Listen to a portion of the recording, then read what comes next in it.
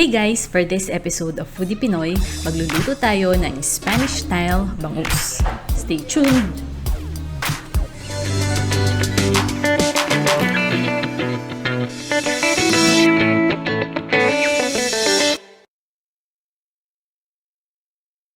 Gagamit tayo ng 1 piece large bangus.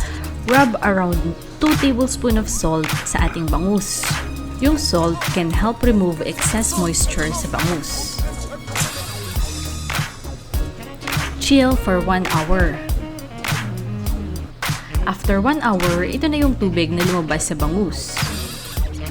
I-rinse natin ito sa tubig para matanggal ang excess salt sa ating bangus.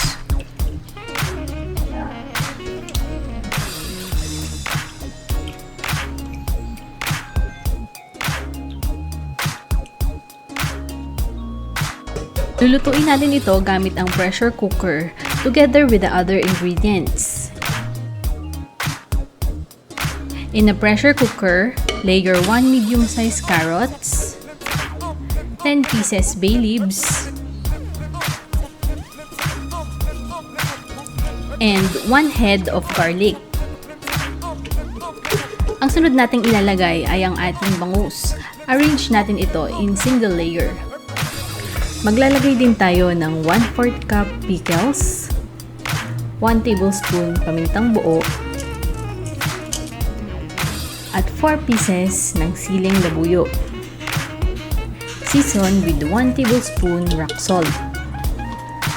Add 1.5 cups of oil over the fish. Pwede gumamit ng olive oil, canola, or soybean oil.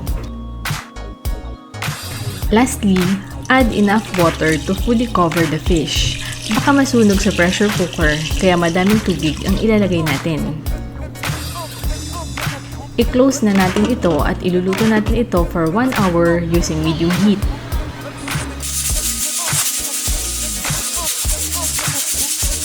So, habang iniintay natin itong maluto, don't forget to subscribe to our channel at manood na iba pa naming videos.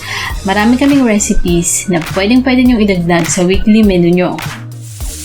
After 1 hour, turn off the heat and release the pressure by lifting the valve.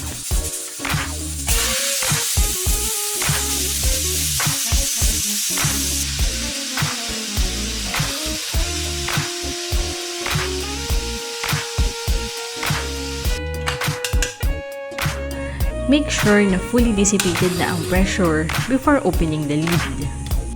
As you can see, hindi pa fully evaporated ang tubig.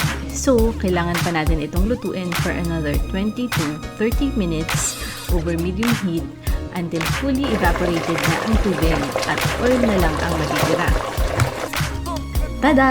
Ito na ang ating Spanish-style bangus. Super lambot and definitely a nice way para ma-level up ang ating pambansang isda. Definitely a must-try recipe. Enjoy! Hey mga ka-foodie! Nagustuhan nyo ba ang recipe na ito? Let us know in the comment section below. Hit like if you enjoy this video. And don't forget to subscribe to our channel and hit the notification bell para updated kayo sa mga latest release namin.